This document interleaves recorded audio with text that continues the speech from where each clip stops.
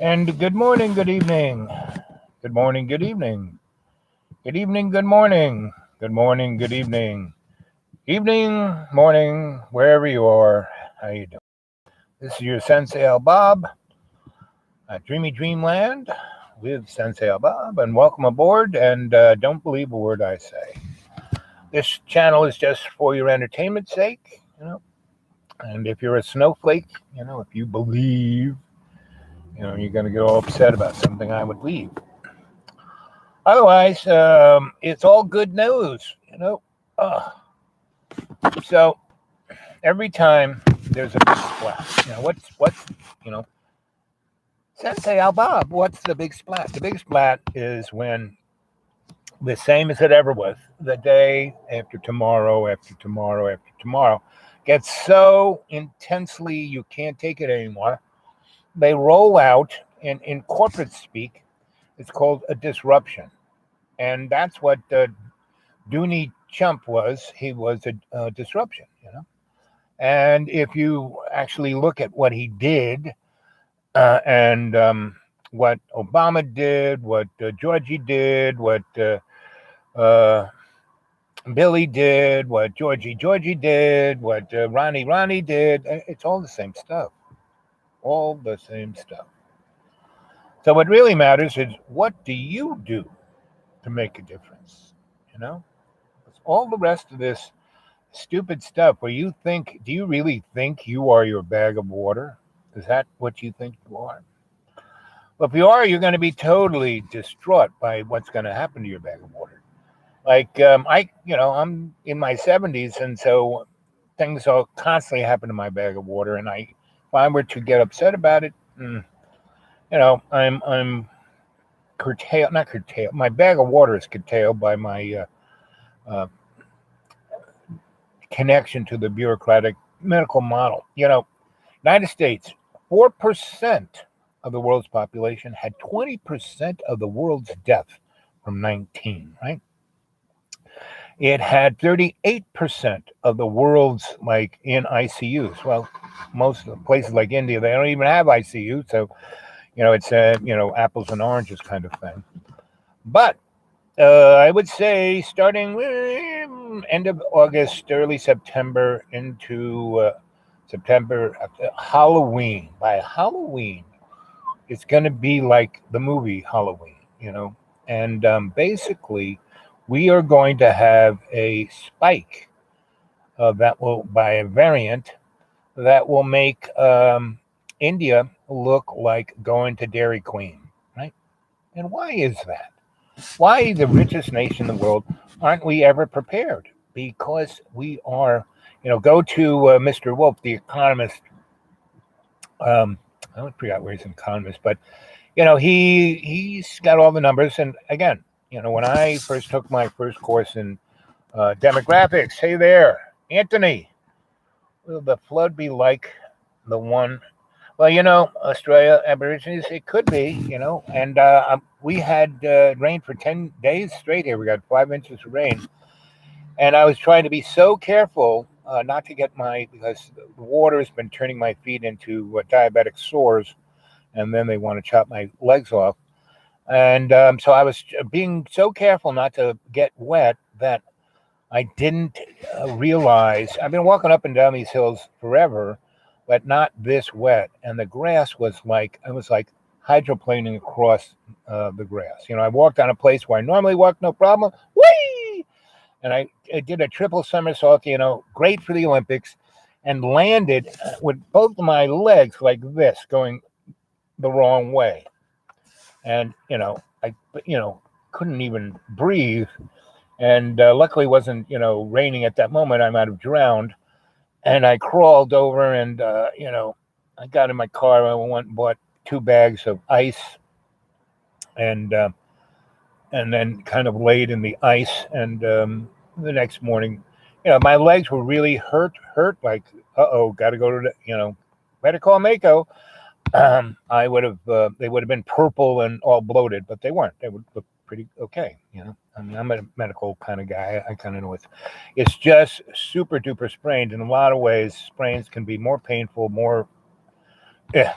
So I went and got ace bandages and things, and I'm gonna go see my GP. And this, I've been trying to get him to X-ray my diabetic Charcot legs for the last 3 years. Well, I think I got a good excuse now to get my legs and also it's taken me 5 months to I mean, I go in wearing this hat whenever I go to a new bureaucratic element. So I was wearing two of them. Let's see, I had both of these, and I was wearing them on either side of my head like this. And when the lady said, "Now, what are you, black, white, Hispanic?" Um, you know, and I said, "I'm a Regalian mud puppet." She goes, "What?" I said, "I'm a Regalian mud puppet. Can't you tell by my horns? I'm a horny Regalian mud puppet." What? And she just, what? And then she wanted to take my picture because I was annoying her. The picture on my driver's license wasn't good enough, so she wanted to do a digital thing so they can always ID me wherever I go. So I put on big mirrored sunglasses, and these hats going on either way, and sat there in front of the camera like this. Go ahead, take a picture. And she did. Because she didn't even look at it on the screen. She just pushed the button, right? So this is how I get through the bureaucratic malaise. And 90% of the people in that scene start to laugh and like it. And then they kind of take care of me. About, 4% are brain dead, so they don't even notice. And then there's 2% who are anal retentive. We go, and then I just push it even further until they go, and they fall back. And then people start just stepping over them because they don't care. Anyway, so that is the world we live in, kids. Wake up. So whatever neighborhood you're in, start getting so I live out in the middle of nowhere, right? And I've got there's been a house there that it's rich guy is trying to sell for the last few years, but I keep going by the side of the road, playing with my nipple when people come by in their Land Rovers, go, "You got a nice mouth," right? And then they speed up the hill, and they hit this gigantic. It's a ley line, but it's it's like a bar of copper that runs from Toronto to Mexico City, and it comes out of the ground on my property. And when they were digging the right away across my front lawn, the bulldozer smashed into it, and it broke the bulldozer right. So they just kind of right. So if you go real slow and just kind of go over, it's like a super duper speed bump. So I'm by the side of the road playing with my Aureola going, "You got a nice mouth. Can you squeal like a pig?" And they hit the gas and they, shoot up that hill. They don't, they're like, "Ah!" And they hit that bar. And one guy had a Mercedes and the other had a Lexus. It kind of ripped their oil pan off. And then they freaked out and tried to do a K-turn, and you can't do it. You got to go to the end of the road and turn around and come back. And so they went off the cliff. So he's had about 52 rich people come up there and, basically, so he begged me not to do that anymore. So I said, okay, I won't. I'm a nice guy. I had my fun. And so someone finally did buy it, and it's a family guy. Wife's a medical kind of person, and I don't even know what he is. But he is, and they got a bunch of kids, and so they're okay. He's like anal about. So he comes down the road, and he kind of, weed whacks my property. I said, I like it, but it's getting too close to the road. I said, really? I want to know what, I said, by doing that, you're going to ruin the road. By leaving the plants there, they will not let the road uh, run away. He's only been here 2 months, but we've had rain. He's from Florida, so he's never seen rain like. I mean, they have rain, but it's a peninsula, it kind of goes over. But it's been raining 10 days straight, so he's kind of. I said, wait till it snows. And so, where he did that on my property, it's not going to hurt the road really, but where he did it on his, it's already eating his road away. And that's the thing about the deep green. It has immediate kind of karma. Immediate. I mean, that's how I, screwed up my legs. Is that I have a bunch of sprites that they don't do any. They knock things over and do stuff. I just kind of go, really, really, okay. It's not like the raccoons that would just wreck the place. And I was collecting the stuff. I don't need this. Oh boy, this got wet. I don't think I'll throw this away. So I kind of made a big pile of stuff I was going to burn. So I was like walking down my lawn, and that's where I hydroplaned, right? Because I wasn't being conscious, I've been writing in my new novel, Legend. I'm going to try and get it up on xratted.blogspot.com. I have its first rendition up there, but Google bought this, blogspot.com out. And so you got to do it through them, and you got to do it, I used to just be able to put stuff up there. Not a problem, right? Not now. I had to put it in a thing in Google that puts it so you have to link to Google so they get all your information. And anyway, so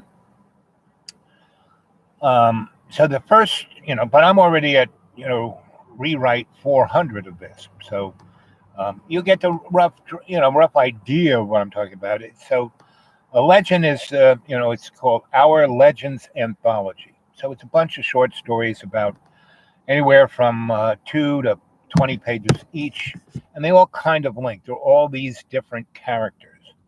And as you read it, you realize that is our main hero, and our main hero is basically trans, just like God. God is trans, right? But you read the Bible, and when he's making man in my image and likeness, and so he makes man and woman in God's likeness. What's that mean? God's transsexual. He's LGBTQ, right? Right? Everything we got, God made, right, kids? All you Christians out there, everything, right? God's got the nickel on it all. Your God created war, created rape, created homosexuality, created, you name it. That's not man's sin. God made us all. And who's to say any of that stuff is bad or good? Because everything bad and good is basically subjective, not objective. There is really no objectivity in our whole universe. Everything is irrelevant, The only thing that truly exists is love, And that is what God is, love, period. Zip. Say no more, right? So, the floods, the thing about, Armageddon, the end times, they're never coming. Sorry, never coming. Not to say that people, if you were living in Gaza a few days ago when Israel was bombing the crap out of kids, Hamas is shooting off fireworks. Each one of those missiles they shoot at Israel cost about $300, right? Each, the Iron Dome thing, they're using Patriot missiles to shoot down a $300 rocket, right? And each of those Patriot missiles cost about $5 million. And we, U.S. paid, taxpayer has paid for all of Israel's weapons, the F-15s, F-16s, F-35s, all the wild weasels, everything that they are killing kids with, U.S. has, basically the karmic due on it, right? Because we don't do anything anymore except make weapons, because that makes a lot of money. It's like my legs. All they have to do is give me a pair of orthopedic shoes and I'd be fine. But no, for 5 months I've been like hammering at them, and they're finally getting around to do it because I just go in and sit in their office and wear the two hats and pick my nose and eat it, and they go, so you, and then the head guy comes out and goes, Al, come on, I've been watching you on the closed circuit TV. You should go on TV. Well, I said, Doc, I am. It's called YouTube. Here I am. He goes, yeah, I looked at it. It's kind of fun. And so he goes, but I have no time. Like I said, this is one doctor who takes care of 2,800 people, his HMO, right? He's the only doctor. He's got about 8 nurses who are pretty good. He's got 2, nurse practitioners who are, one's pretty good and one's okay. And the one who's okay is actually better than the one who's pretty good, because the guy who's pretty good thinks he's a doctor and knows it all, and he doesn't. Right?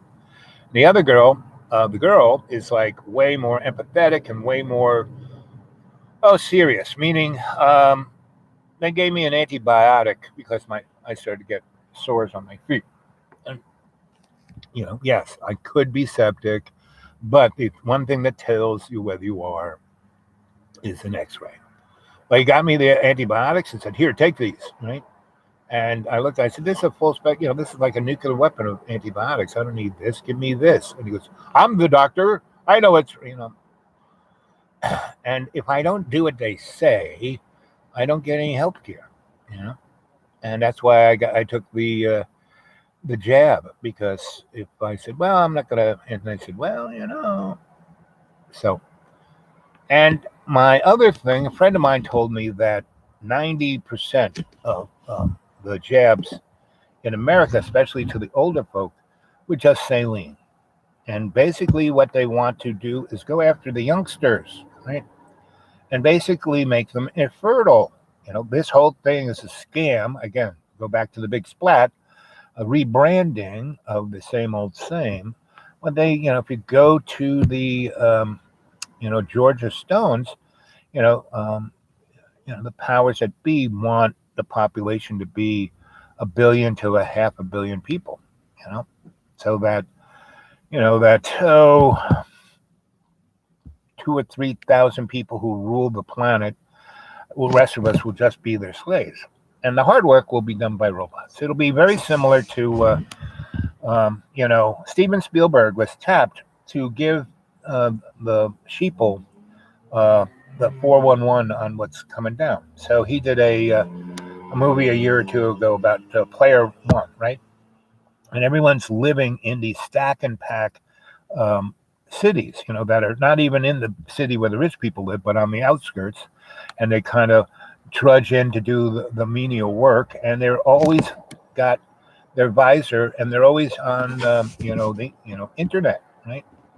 And they're basically, it's very similar to what the Matrix was. Matrix was, you didn't even know you were in it, but in Player One, you are, and everyone's still playing the game, because if you are the lucky guy who wins, you get to be the top dog. You get to live that life of the 1%ers.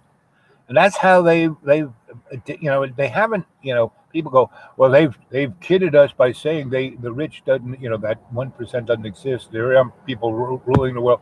No, they show that right in front of you.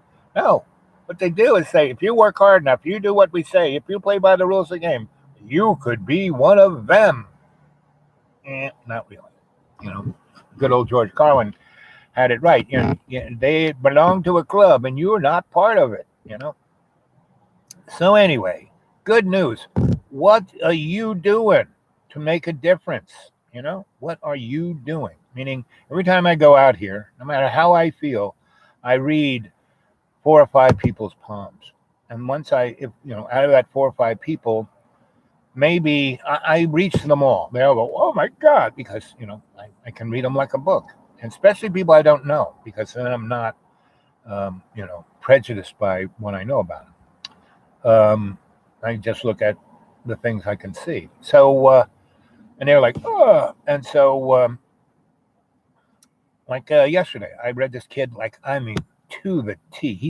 He was freaked out. And I said, so what are you doing? He goes, well, I'm going to college here. And I said, what are you studying? And before he said, I said, you're studying business administration.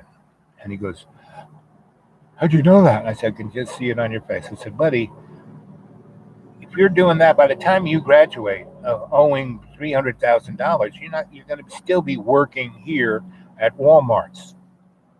And you're not going to get a job any further than this. Might as well bail from this and go do what you want. What would you like to do? Well, I love skiing. I said, well, go to Colorado and ski. He goes, well, and he's from Toronto. I said, so you speak French, And I said, parlez-vous s'il vous plaît? And he kind of chuckled. And I said, so go to the Swiss Alps and have a life, buddy. Well, no, I'd lose my credit rating. I said, you already have. And so people, when I tell them the truth like that, they don't want to hear that.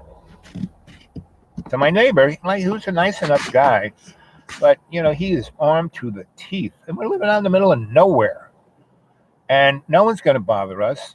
I've been there 20 years, 19 and 20 years, and no one's bothered me. They come and talk to me, but no one's bothered me.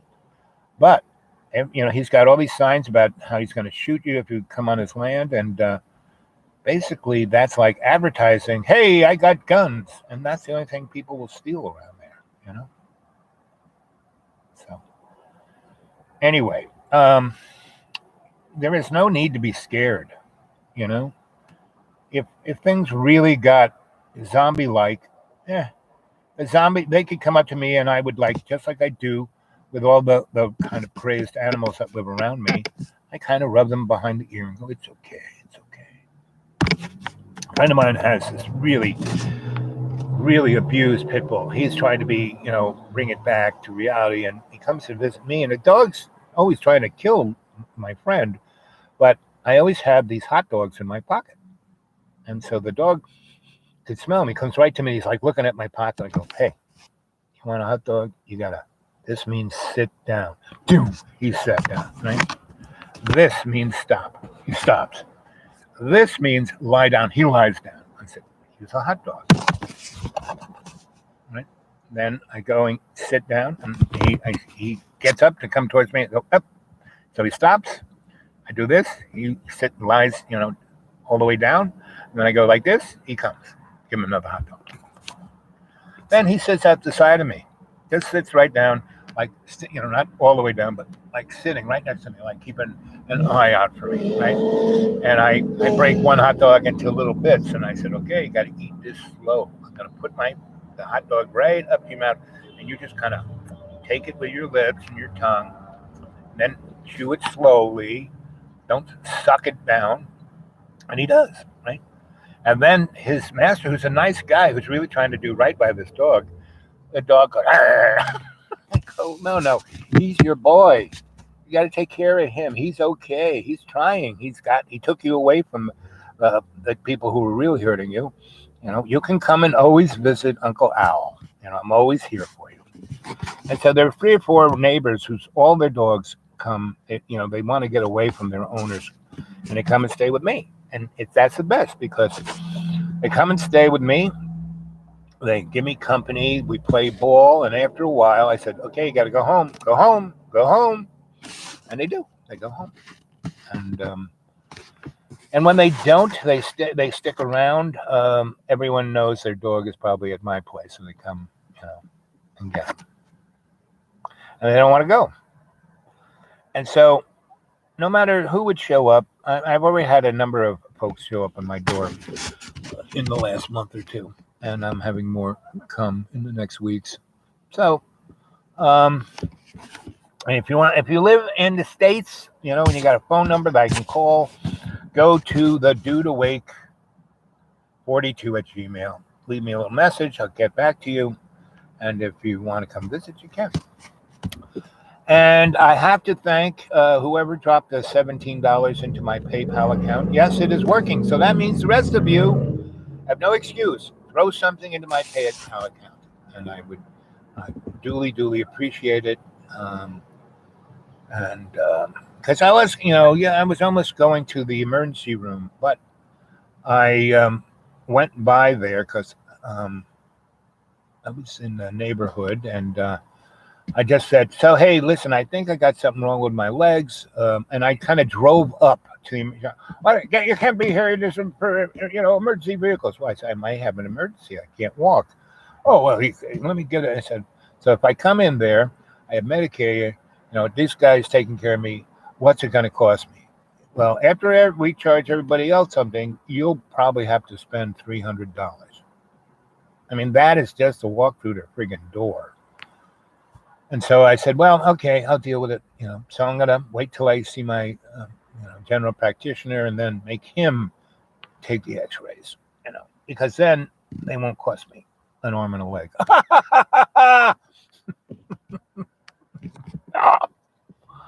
So, I mean, shit's going to fall apart like you can't believe this summer. I mean, it already has. Our money is worthless, And I mean, Richard Nixon took us off the gold standard, right?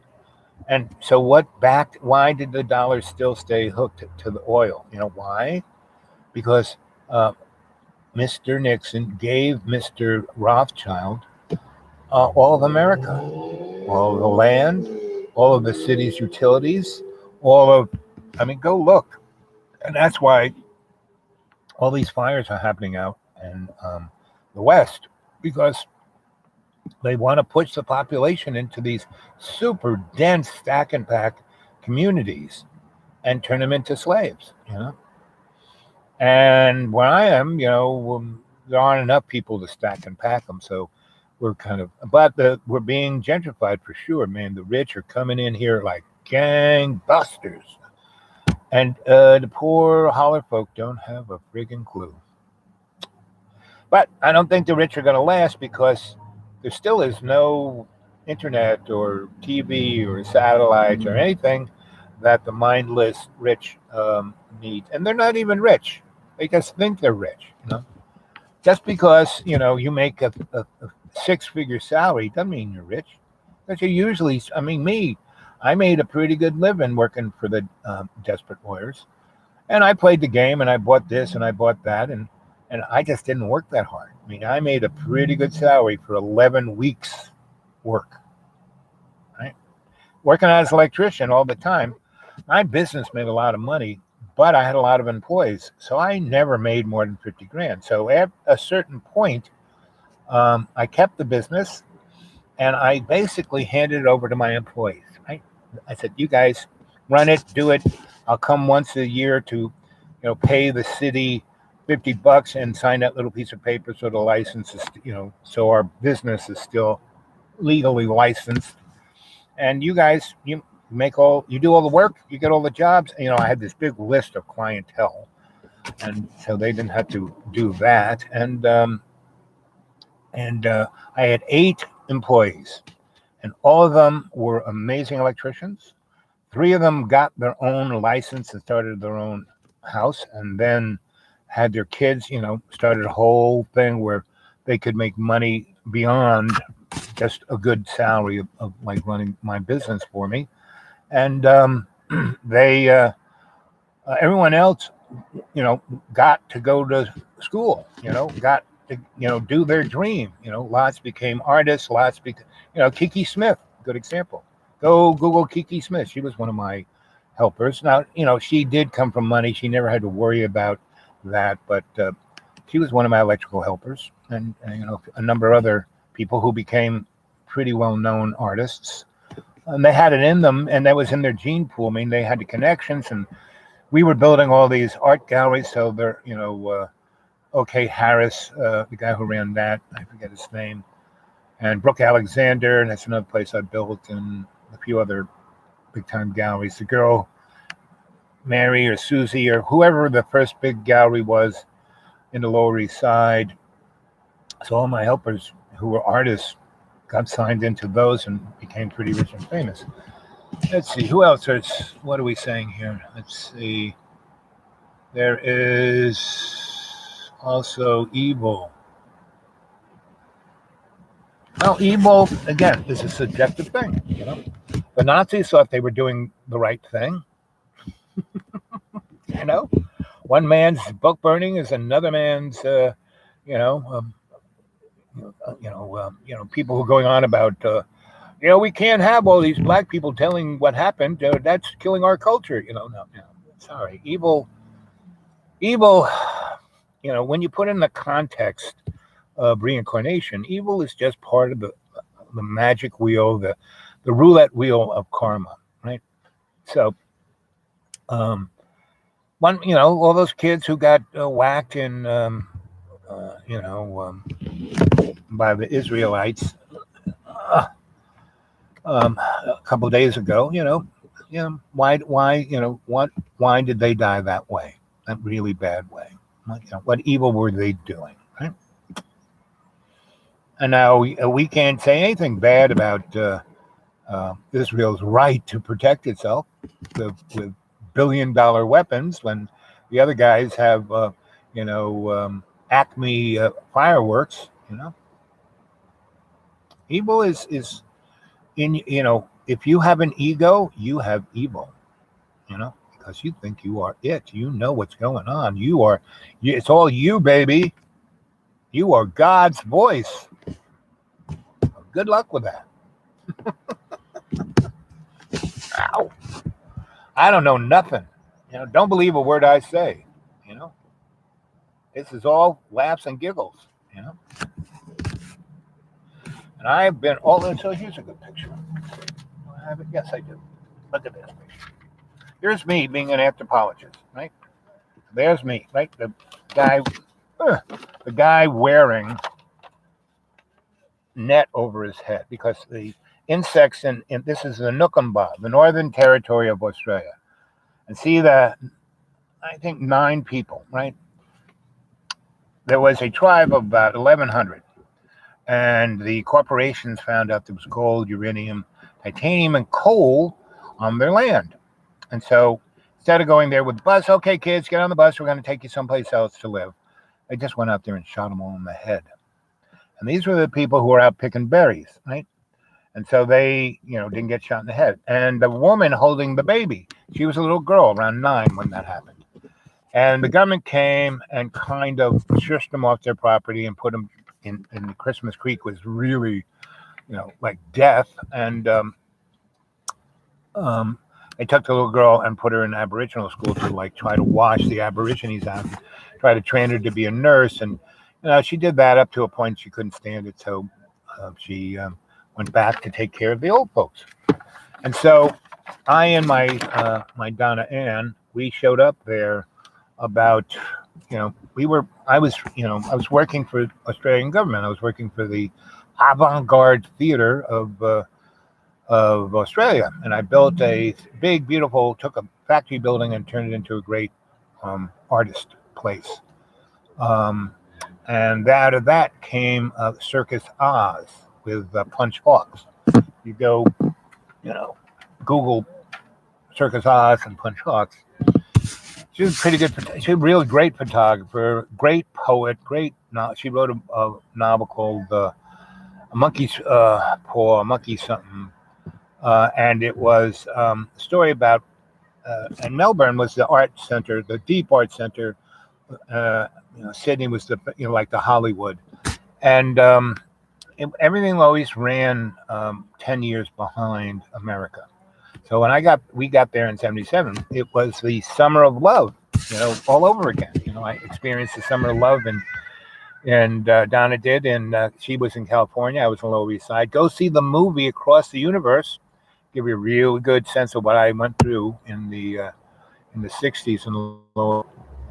Anyway, we were doing all that kind of fun stuff, and then I they figured out I could do these ethnographies, and I started doing cultural ethnographies for the Avant-Garde Theatre of Australia for all the little towns and cities that Perth and Adelaide and Brisbane and all those places, and we were going into their thing and taking that ethnography and then making a show for them that we could leave there, right? And that was part of my idea of the traveling video art circus, that you go around to towns and you stay there, kind of like what the Ken Kesey did with the Dharma Bums in their bus called Forward, and they would stay there and change that little town, And so whenever they went around in the 50s, people weren't going after, oh, you tell Bakami's hippie, blah, blah, blah. No, they were like, wow, there's somebody interesting coming to our town. And that is the kind of stuff that we need to start doing, Mr. Zellick, I can't even read what he says. What do you think, Anth? Mr. H? You think, the only way we can truly deal with the issues we have in hand are cultural and spiritual in nature. They're not economic, they're not technological, they're not political, they're none of the above. It's spiritual and cultural, and they go hand in hand, those two things. Because Mr. Zellick, is that your name? Did you ever read the Bible in Greek? You should, because that is the closest thing to Jesus' words. And the Greek Orthodox are the closest to Jesus' words, right? The Holy Roman Empire, that's just a, rebranding of the splat of the Roman Empire, It's the Roman Empire was the First Reich. Holy Roman Empire was the Second Reich. The Third Reich, well, we all know who the Third Reich was. The Nationalist Socialist Party, the Nazis, Hail Hydra, and there's, end of World War II, the German people bombed into the Stone Age. And then, split, Russians took half, we took the other half. And they took some scientists, we took the best. And, but the Nazis weren't defeated. They were already there in the Antarctic. They found Atlantis under the ice. They found a ton of technology. And they took Tesla technology, and he had perfected 0-point energy in the 1890s. And when it was a big science conference in 1891 that basically said, okay, we're kind of rolling into this, instead of coal, we're now going to use oil. Mr. Rockville is all about it. And, and we already, we've been reading all of this Greek stuff, and then we're reading Mr. Newton, and they're all talking about Earth changes, And that's what we're experiencing. It's not like global warming. All of this crap that we're experiencing is not coming out of somebody's tailpipe. Now, that shit ain't good for us, but it's not change. It's these Earth changes that we can't do anything about. So the Nazis have already gone out into space. They are already living in the moon. Is an artificial thing. You see that movie Star Wars, the Death Star? That is what our moon is, the Death Star. Now, don't believe a word I say. Go read Joseph Campbell. Go read. There are a ton of really great scholars from the 1400s up until today, Mr. McKenna, all the above. That will give you a good insight to all of this. I'm just a storyteller, to try to wake you up. And, so Mr. Zellick, I feel sorry for you, buddy. And I don't even know you. You only wrote, let's see, 1, 2, 3, 4, 5, 6, 7 words. I don't even have to read your poem, buddy. Anyway, so how long have we been doing this for? 39 minutes. Okay, so go to PayPal, leave your, Sensei Al Bob. When they say, what's the Gmail account? The dudeawake42 at Gmail. Now, I know it works because somebody put $17 in, and thank you very much, whoever that was. I really love you. Keep it up. It does work, So Send something in there. I can always use it. And go to, I have a bunch of short stories and essays and stuff on xratted.blogspot.com. Go read those, and you'll see Legend up there, and see if you can hit that link and get to it. And there's another one, Legacy, and that's also a work in progress, just the edge of it. So, that's it. And the clouds are turning darker, so I'm gonna hit the thing because I can't stand going home in the rain. Started out, man, the big, beautiful, puffy white clouds were pretty amazing. Okay.